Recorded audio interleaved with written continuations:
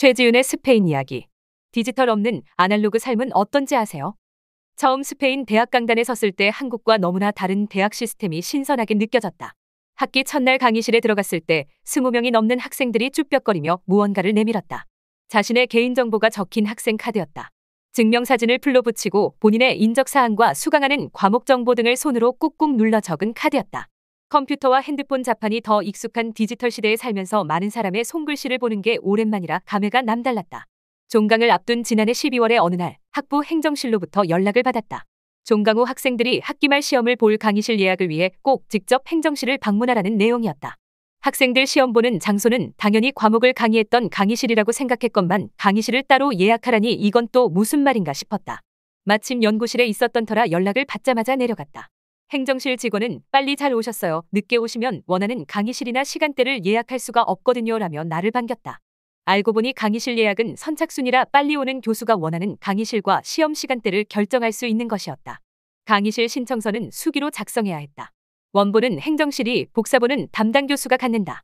행정실 직원은 반쯤 내려간 안경을 치켜올리며 두꺼운 공책에 예약 내용을 하나하나 작성했다. 며칠 후 학부 건물 입구의 게시판에는 과목별 시험 일정이 큼지막하게 게시되었다. 한국에서는 종이 한 장 필요 없이 온라인으로 비대면으로 진행되는 일이 스페인에서는 예전 스타일로 이루어진다는 점에서 놀랐다. 병원에 가서도 그렇다. 대학병원이나 큰 병원은 처방전이나 모든 서류를 프린트해서 주지만 아직도 처방전이나 진료 확인서를 자필로 써주는 개인병원 의사도 많다. 생활 속에서도 여전히 아날로그의 모습을 찾아볼 수 있다.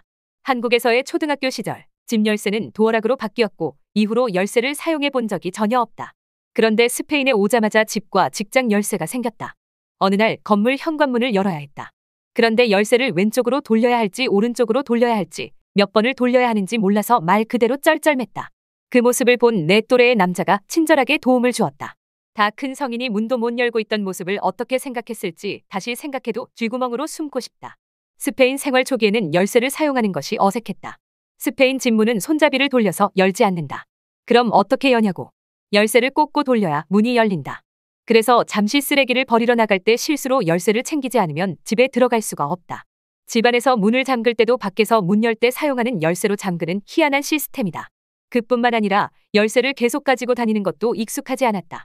특히 운동하러 갈 때 주머니 속에서 달랑거리는 열쇠가 너무 거추장스럽고 신경 쓰였다. 긴 여름 휴가를 마치고 집에 돌아오던 길이었다.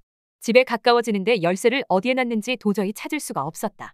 집주인에게 여분의 열쇠가 있느냐고 물었지만 휴가 중이라 도와줄 수 없다는 답변이 돌아왔다.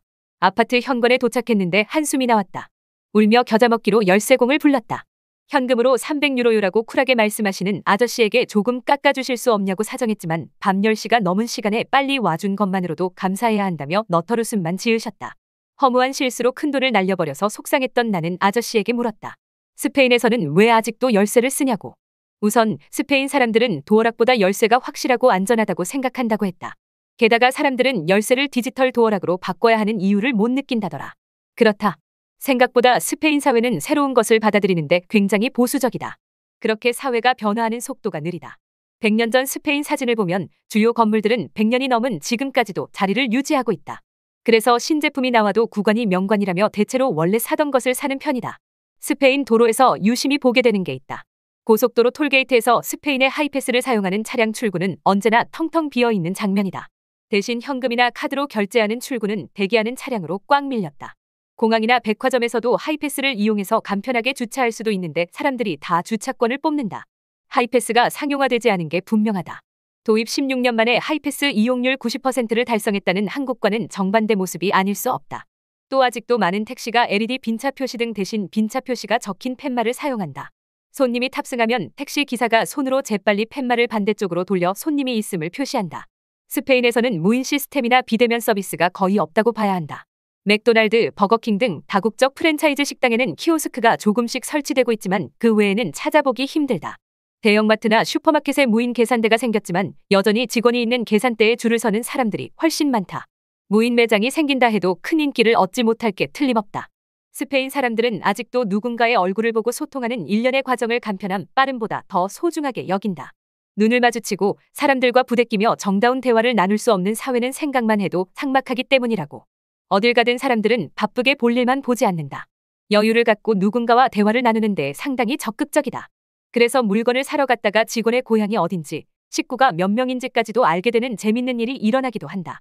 병원에 가면 한국에서보다 진료 시간이 길다. 의사는 환자의 모든 말에 귀를 기울이고 증상 외에도 이런저런 소소한 이야기를 서로 나누기 때문이다. 이렇다 보니 비대면 방식을 찾아보기 어렵다. 배달 음식을 주문하면 문 앞에 놓고 가는 비대면 배달 서비스를 이용한다는 사람을 본 적이 없다. 택배도 마찬가지다. 수령인이 없으면 배송원이 언제 다시 방문하겠다는 쪽지를 남기고 간다. 2차 방문 때도 수령인이 없으면 택배는 가까운 물류센터에 보관된다. 집에 붙은 쪽지를 가지고 가서 보여줘야 택배 수령이 가능한 불편한 시스템을 여전히 고수하고 있다. 그러나 코로나 팬데믹을 거치면서 스페인 사회는 파격적인 변화를 맞이했다. 예전에는 종이로 모든 서류를 다 준비해서 관공서를 방문해야 했지만 이제는 정부가 발행한 공인인증서로 집에서 대부분의 업무를 볼 수 있게 됐다. 스페인 사람들은 우스갯소리로 팬데믹이 아니었다면 20년쯤 후에나 이렇게 바뀌었을 거라고 말한다. 시간이 지남에 따라 스페인도 점점 디지털화가 되겠지만 말처럼 쉬운 일은 아닐 것이다. 전체 인구의 약 20%인 950만 명이 65세 이상 노인인 스페인은 유럽 내에서도 손꼽히는 고령화 국가다 보니 아날로그를 선호하는 경향이 뚜렷하다. 또한 스페인 사회에 만연한 원칙주의와 관료주의도 디지털화의 발목을 잡는 요인이기도 하다. 그러나 무엇보다 자연스럽고 사람 냄새 나는 아날로그 감성을 고집하는 사람이 많은 게 가장 주된 원인이라고 본다. 디지털 사회로의 첫 발걸음을 뗀 스페인 정부는 디지털 스페인 2026이라는 이니셔티브를 발표했다. 디지털 혁신을 위해 시민, 기업, 공공기관의 사이버 보안을 강화하고 국내 기업의 현대화 및 디지털화를 촉진하고자 합니다. 이런 움직임 속에서도 온전히 누군가를 마주하고 인간관계의 따스함과 진실함을 잃지 않으려는 스페인 사람들의 지혜를 엿볼 수 있다. 스페인 특유의 국민성 때문일까? 이 나라에서는 디지털과 아날로그의 아름다운 공존이 가능할 것만 같다. 더 칼럼니스트